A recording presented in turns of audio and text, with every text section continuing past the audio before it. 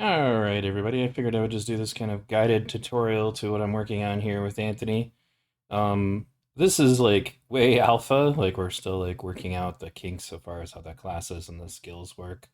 But this is going to be the KANAR game. It should be playable on your PC or your phone, and it is also controller compatible, as well as just playing mouse and keyboard if you're doing so. So, let me take a look. So first of all, the overworld map that you're looking at here is based on the kind of the initial map that they give you when you start playing KANAR. These are all real towns. They're not actually working yet. Obviously, I haven't programmed all of them, but like this is Crossroads, and then over here is Sorvin. As you can see, there's kind of a bad guy wandering around, and that's because I mostly intend on enemies being visible so that you can strategically maneuver around them. You're not going to get experience points for killing monsters. You will occasionally get gear. You're going to get experience points for completing quests, because I'm kind of trying to decide it to be, basically to design it to look more like the way playing the game was, which was do stuff, get experience. So anyway, let's go ahead and attack this guy. So everything here is based loosely off of the KANAR game. I don't know how to say loosely, it's strongly, but it's different versions of the game.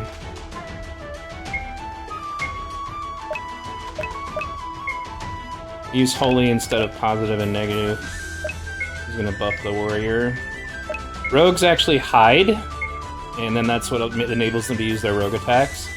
You can do a crazy amount of damage under preparation, but they have to keep hiding. Go ahead and let him use some sorcery.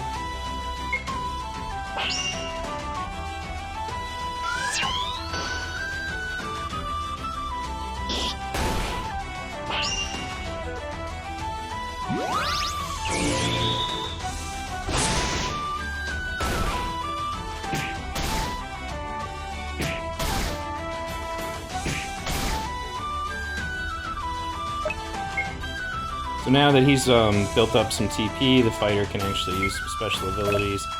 Dual attack obviously doesn't exist in KANAR, it's just kind of a reflection of as your warrior characters get higher level, they'll be able to attack more often, because the numbers actually are based off of how much you might do with your foam-petted sword at a LARP. Holy and dark rather than positive and negative, like I said earlier. There will be necromancy for that subclass. There'll be nature for the druid subclass. Both of those classes are actually going to be pet classes. I'll demonstrate that later.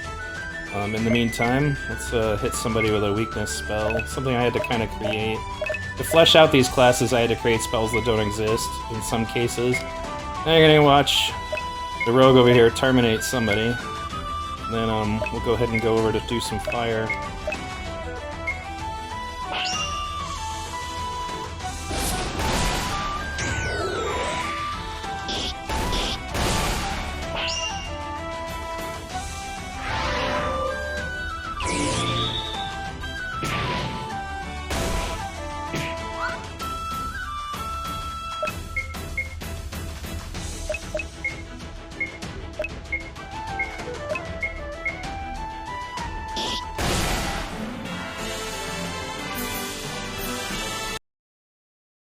So now that we got enough skirmish outside of town, let's go ahead and take a look around Elvaresh.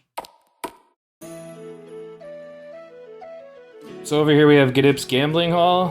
When I was trying to fix this, I accidentally deleted the mini game, but you'll actually be able to play poker with Gidip, but it's just a game of high or low, but it was actually kind of fun. Basically, you're just gonna, like, it randomly generates cards and you're gonna bet between them. But here's Felicity. Are you guys coming to play cards with us? Gidip is fleecing us right now. Here's Gnip. Hello there, my name is Gnip. I run the gambling in Novashan. You look brave, maybe even smart. But are you lucky? Care to find out. And normally that's when it would initiate whether or not you want to play the card game. Oh, and of course, since we might need money, we can come in here and steal from Gnip. That won't normally be the case, but I needed it to test the minigame. Some of you may remember that Connie Blair had an NPC character named Anna who ran the shop in town. So there's a shop in town run by Anna. So here. You see this guy running around like crazy in town? Well, it's because he's a way to get to a module that we'll check out later. You know, I'm planning on doing kind of a reputation or alignment structure, so different things that you decide to do in the game will affect how NPCs treat you, and it will also affect who you can recruit for your party. Right now I just gave everybody a party. In the eventual game design, what's going to happen is you're going to pick your character out of the list of all of the possible characters that we've added to the game, and then you're going to have to go into the game and recruit your party. So there'll be some changes, obviously. There'll be some characters that you can get no matter what, at least initially, but then some of them, you know, you may have to roleplay with, may have to go on a quest with, may have to do stuff with. In other words, you're going to have to make some decisions. You know, in this case, we're going to tell them to wait a moment, because we're not running off to that module just yet. And then he'll chill there. Here we have Whisper Ironbreaker. Now, normally these conversations would lead to, you know, how you would recruit a character, but we haven't gotten to that part yet. Let's go into the inn. This is the Heartswain Inn.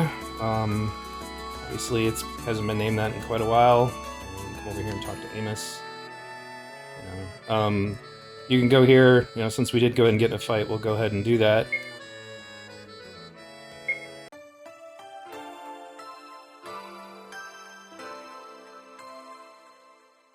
So everything's all full, and once again, I need to be sure there was money in the game so that I could test some of the features.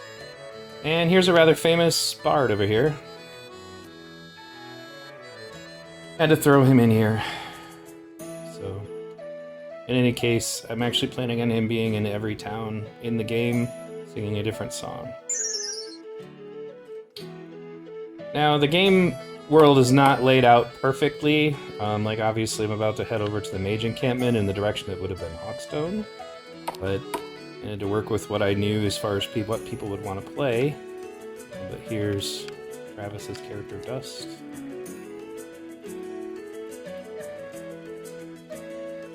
This is one of my characters I didn't actually get to play, but I was having trouble figuring out who I wanted to add, so I ended up adding a bunch of characters from interesting people, but I'm gonna maneuver around these people. This is Constantine. And then, if I can get to her, because Constantine's here now. You move around randomly.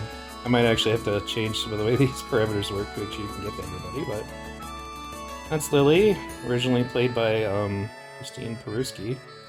Some of them I had to change their classes, and in some cases that was a reflection of things that had actually happened to them at KANAR. I know Lily was originally a cleric, but we were set up as a rogue now. Switch around over here. Well, that's not supposed to happen. I gotta fix the wall. Anyway, it's a beta, folks. Oops, put back no reason. Alright, right over here. Head over to Tribeland. Here you have Vegilok.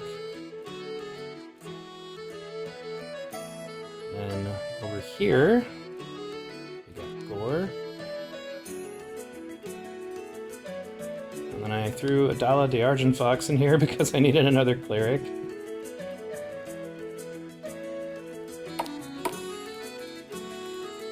So over here, I threw House Silverleaf / Aladine. It's currently all decked out to be Silverleafy. Here's Sir Riley. Durethius. Darkwolf. Now, I currently have Darkwolf in my party. What will normally happen, though, is that when you've recruited somebody, obviously they're not just going to be standing in town. You'll be able to, if you do take them out of your party, then they'll go back to where you found them and you can recruit them again. Going into the tower. Inside the tower, you got Lucian, me, / Levere. This is Raina Greenleaf, a character played by Kim Junquist. Insiderin was played by Chris Boren. Steven Silverstar. Okay. Head down here. one more household that's set up right now. This is Colada. There's Janice Shadowhand.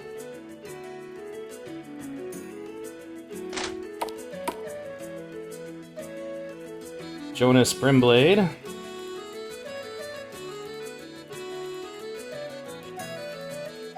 Caspian Shadowhand.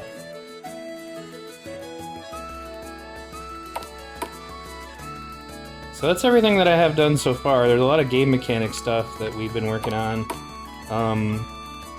You'll be able to play base classes when you start, and then subclass later as needed.